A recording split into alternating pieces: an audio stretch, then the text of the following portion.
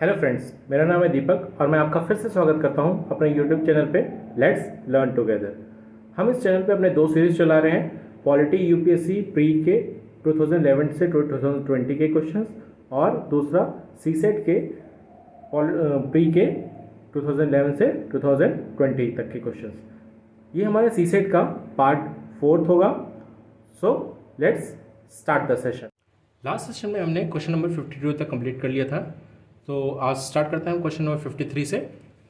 The recurring decimal representation of 1.2727 and so on is equivalent to. इस type के question को हम दो तरीके से सॉल्व कर सकते हैं।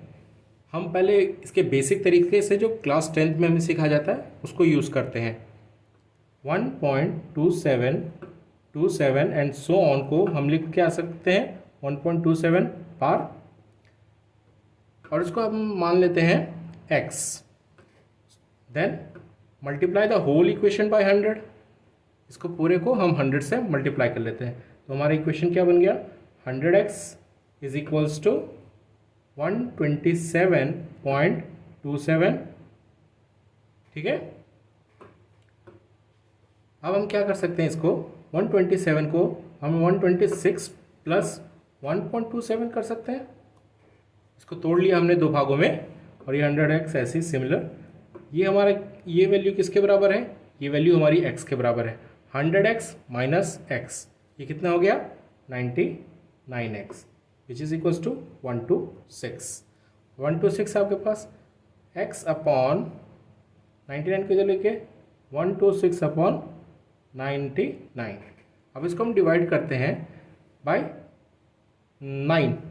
9 से करते हैं, तो ये हो जाएगा आपका 14 टाइम्स में, ये हो जाएगा हमारा 11 टाइम्स में। So x becomes 14/11 which is answer B. हम इसको एक दूसरे तरीके से करते हैं। जैसे कि हम लोग जानते हैं कि अगर कोई भी नंबर अगर सिंगल डिजिट में बार लगा हो तो हम उसको सीधा क्या लिखते हैं, 4/9।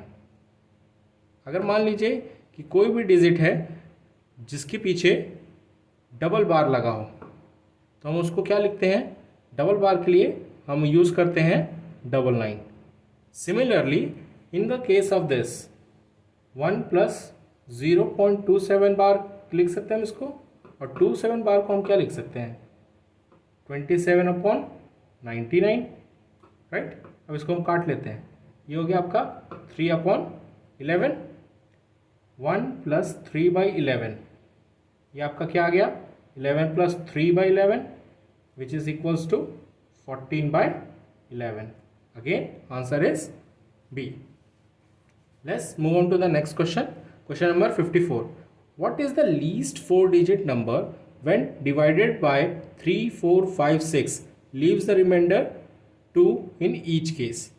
या तो हम इसको बाई ऑप्शंस कर सकते हैं, लेकिन हम इसको नॉर्मल मेथड से, ये भी क्लास 10th के ही क्लास में आपको सिखाया जाता है। सबसे पहले हम इन नंबर्स का एलसीएम ले लेते हैं। एलसीएम ले लेते हैं 3, 4, 5 एंड 6 का। 3 से 1, 4, 5 एंड 2, अगेन 2, 1, 2, 5 एंड 1। अब इससे ज़्यादा ये नहीं होगा, तो एलसीएम क्या हो गया हमारा, 3 into 2 into 2 into 5 which is equals to 60। तो ये तो किसी के आसपास तो है नहीं, तो हम इसको हमें ये बनाना है इसको 4 डिजिट नंबर के आसपास। तो हम 60 को अगर 17 से मल्टीप्लाई करते हैं तो ये इट बिकम्स 1020, लेकिन हमें रिमाइंडर भी चाहिए कितना, 2। तो हम लोग इसमें ऐड कर देते हैं नंबर 2, तो हमारा आंसर क्या आ गया, 1022 which is option B. Let's move on to the next question, question number 55। इस क्वेश्चन को हम दो तरीके से कर सकते हैं। पहले क्वेश्चन पढ़ लेते हैं। In adult population of a city 40% men and 30% women are married. What is the percentage of married adult population if no man is married, marriage is more than one woman, and no woman marriage is more than one man, and there are no widows and widower. इसका मतलब ये कहा गया है कि एक population है किसी सिटी में जिसके 40% मर्द और 30% औरतें जो हैं मैरिड हैं। उसके अलावा कहा गया है कि जो जितने भी आदमी हैं उन्होंने ना ही दोबारा कोई शादी की है, ना ही वो विडोअर्स हैं, और जितने भी औरतें हैं उनकी भी 2 बार शादी नहीं हुई है और वो विडो नहीं है। इसका मतलब क्या हो गया कि जो 40% ऑफ मेन होंगे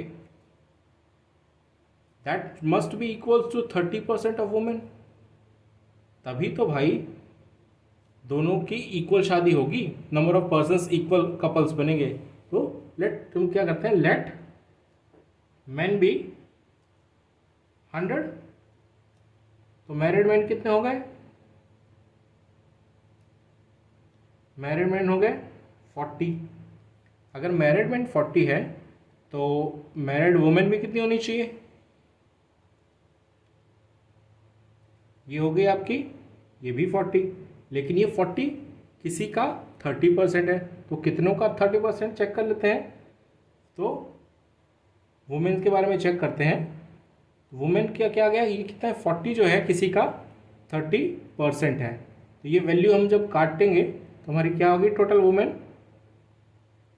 वुमेन कितने आ गई, 400/3। देन टोटल पॉपुलेशन क्या आ गई,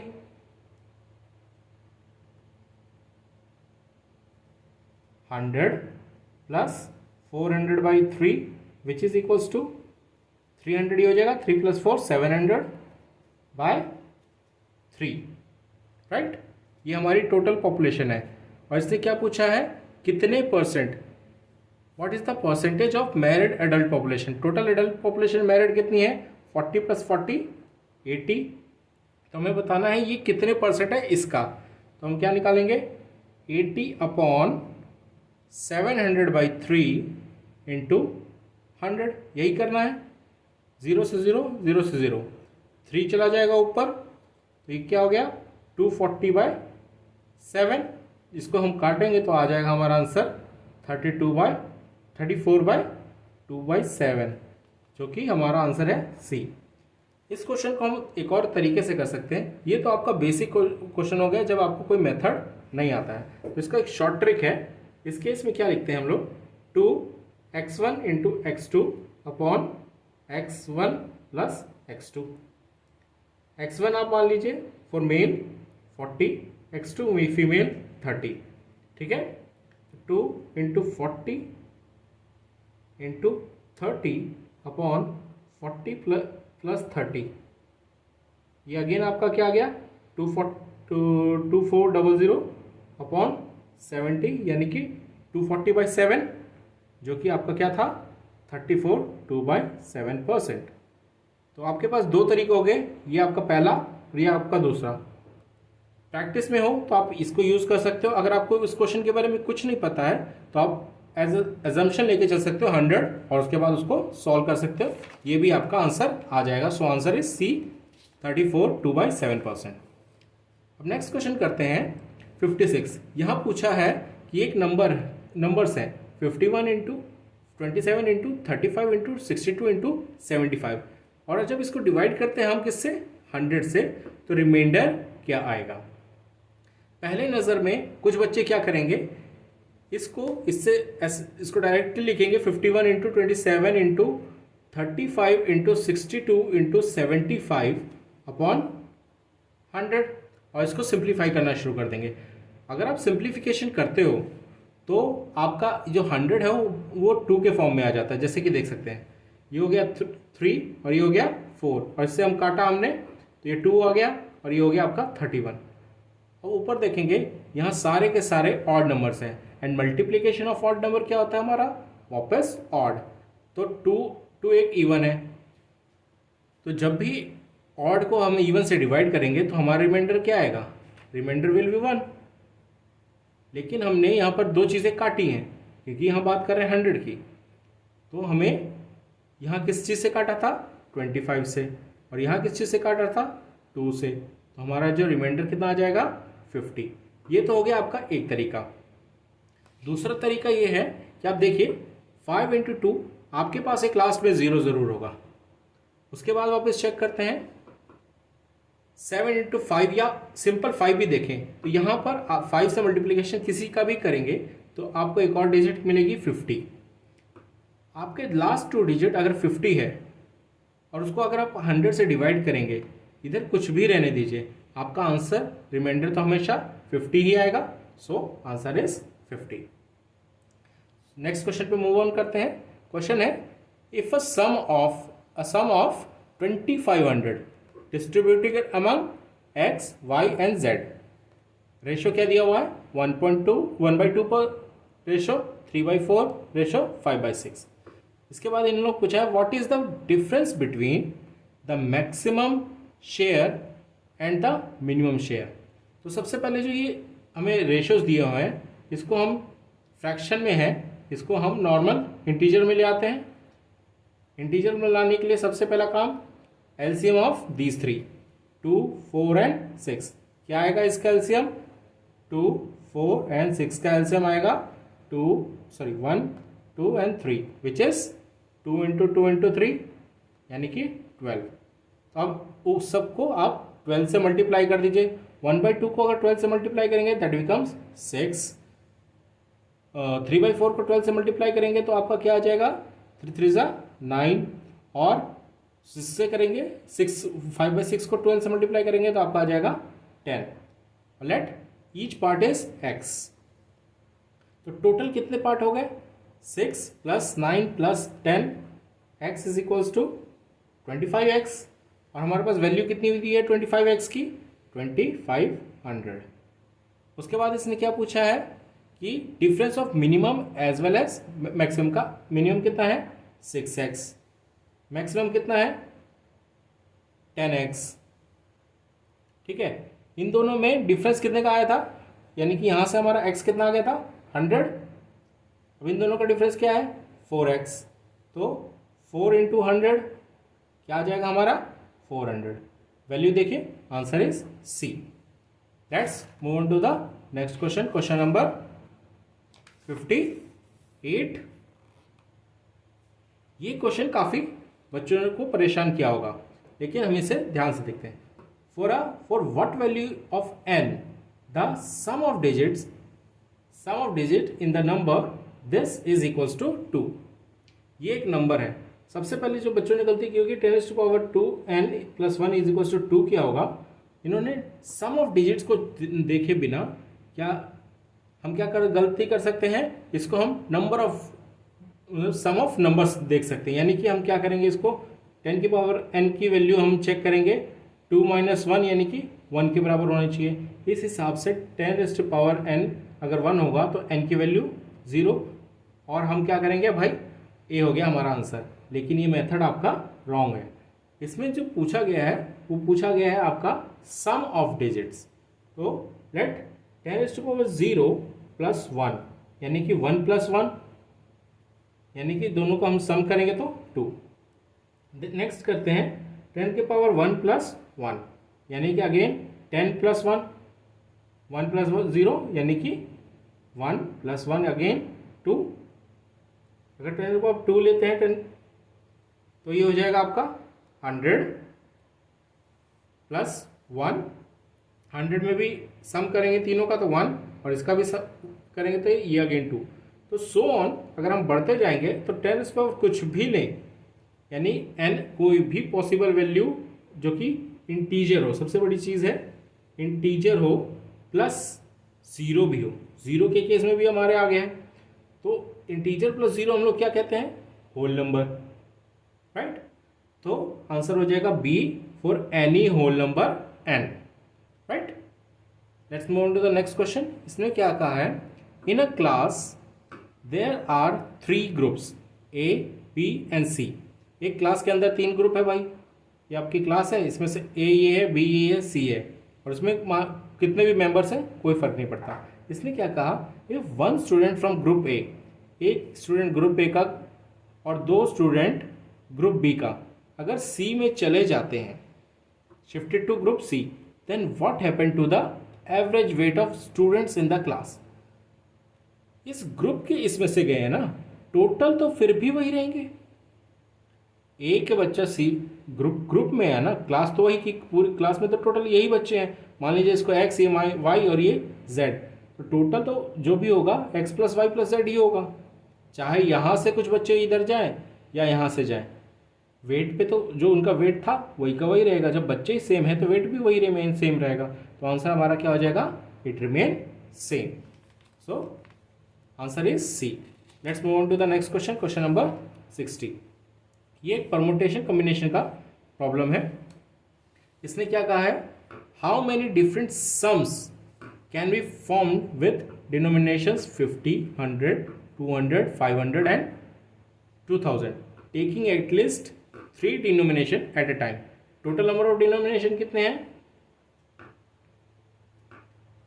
डिनोमिनेशंस कितने हैं हमारे 5, लेने कितने हैं एटलीस्ट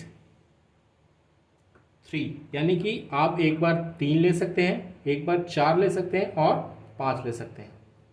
और कॉम्बिनेशन का क्या कहता है, क्योंकि हम इनको कंबाइन करके कोई भी सम निकालेंगे, तो हमारा क्या होगा 5c3 plus 5c4 and last 5c5।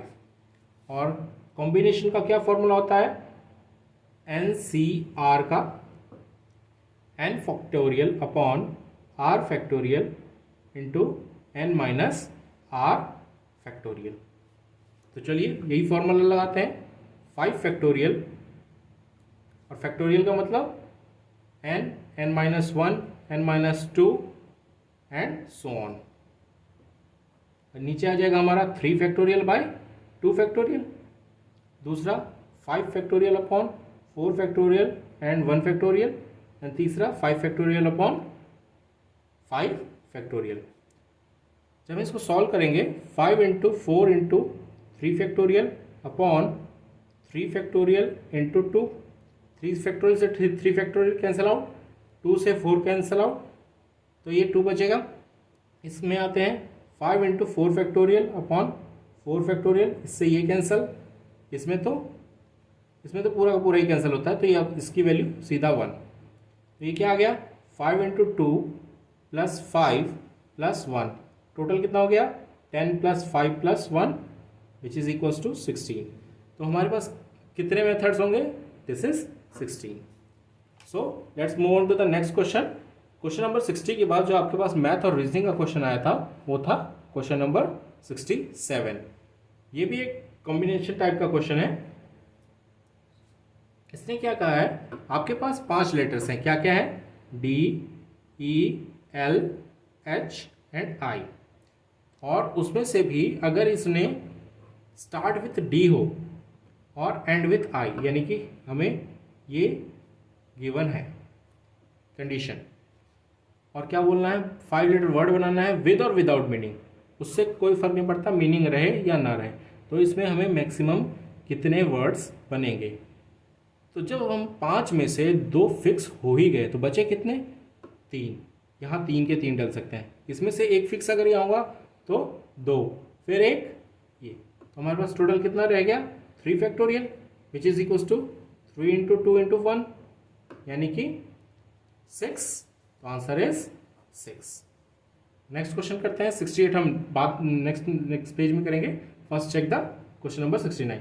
ये एक एवरेज का क्वेश्चन है। इसने क्या कहा है, average score of batsman after 50 inning is 46.4, यानी कि 50 इनिंग्स में उसका जो एवरेज रहा वो क्या रहा 46.4, यानी कि 50 इनिंग में उसके टोटल रन कितने रहे, टोटल रन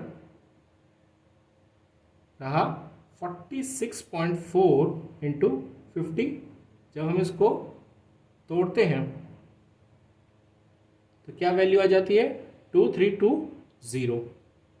उसके बाद इसने क्या कहा, after 60th inning his average score increase by 2.6। पहले क्या था एवरेज स्कोर 46.4, कितना बढ़ा 22.6, यानी टोटल कितना हो गया 49। और कितने इनिंग की बात चल रही है यहाँ पर 60 इनिंग, तो 60 इनिंग्स में रन कितने हो जाएंगे, टोटल रन कितने हो जाएंगे 49 इंटू 60 जो कि कितना हो जाता है हमारा 2940। तो लास्ट 10 इनिंग्स में इसने कितने बनाए, which is 2940 minus 2320 which is equals to 630। और इसने क्या पूछा है, लास्ट 10 इनिंग के एवरेज पूछिए। एवरेज यानी कि कितने इनिंग थे 10 cut, sorry 620, this is 620। Average कितना हो गया 62 which is answer C. So let's move on to the last question for today, question number 68। इसके भी हम दो तरीके से कर सकते हैं, एक लंबा तरीका है, एक शॉर्टकट तरीका है। तो पहले हम नॉर्मल बेसिक तरीके से समझते हैं।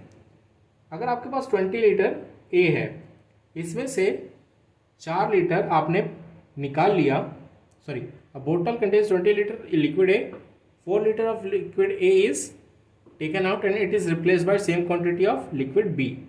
तो इसमें हम लोग क्या डालेंगे, लिक्विड बी डालेंगे, कितना 4। तो हमारे पास क्या रह गया 16:4, right. Again 4 litres of the milk mixture is taken out. अब ये जो है मिक्सचर, ये किस रेशो में है, ये आपका रेशो आता है 4:1, यानी कि अब अगर इसमें से कुछ भी निकाला जाएगा तो वो 4:1 में ही निकलेगा। तो अगर 4 लीटर निकाला गया, 4 लीटर अगर निकाला जाता है और उसको अगर हम 4:1 में तोड़ें तो 3.2 एंड 0.8 आएगा, राइट। 4 लीटर को इन दोनों को जोड़ के देखिए ये 4 लीटर आता है, तो ये हमारा दोनों के हिसाब से माइनस होगा, यानी 3.2 इसमें से माइनस होगा और 0.8 इसमें से। तो ये हमारी वैल्यू क्या आ गई 12.8 और ये वैल्यू क्या आ गई 3.2। लेकिन इसने क्या कि रिप्लेस के बाद इसने सेम क्वांटिटी जो कि बी की है वो डाल रहा है, यानी कि यहाँ पर हमारा ऐड क्या होगा 4 विच बिकम्स 7.2। तो हमारा रेशो क्या आएगा 12.8 रेशो 7.2। 8 से मल्टीप्लाई 8 का डिवीजन देख लेते हैं। 8 के डिवीजन में हम देखेंगे तो ये आ जाएगा आपका 16 टाइम्स में और ये आ जाएगा आपका 9 टाइम्स में। So our answer is 16:9। एक और कंडीशन हम यूज़ कर सकते हैं, जो एक तरीका और है। ये आपका फर्स्ट तरीका था लॉन्ग मेथड। सेकंड मेथड में आप क्या कर सकते हैं, देखिए आपके पास 20 लीटर था, पहली बार निकालने के बाद कितना बचा 16 आउट ऑफ 20। अब जो भी मिक्सचर बना वो यही मिक्सचर बनेगा, और नेक्स्ट जब हम निकालेंगे दोबारा निकाला गया वो भी इसी रेशियो में निकाला गया 16/20। इससे क्या हमारा रिमेनिंग, इससे जो निकलेगा वो क्या निकलेगा remaining of liquid A, right. काटते हैं, जब इसकी वैल्यू देखेंगे 8, ठीक है, नीचे 10, ये आ जाएगा आपका 12.8। अगेन अगर 12.8 लीटर आपका लिक्विड ए है तो टोटल 20 है, तो रिमेनिंग कितना बचा लिक्विड बी 7.2 लीटर, जो कि आपका लिक्विड बी रहा। अगेन हम वही रेशो देखेंगे 12.8 ratio 7.2 which becomes 16:9। Answer is 16:9। इसके साथ ही हम इस सेशन का एंड करते हैं। नेक्स्ट सेशन में हम question number 70 to question number 80 करेंगे, जो कि हमारा 2020 के क्वेश्चंस का आखिरी सेशन होगा। सो लेट्स मिलते हैं हम अपने अगले सेशन में।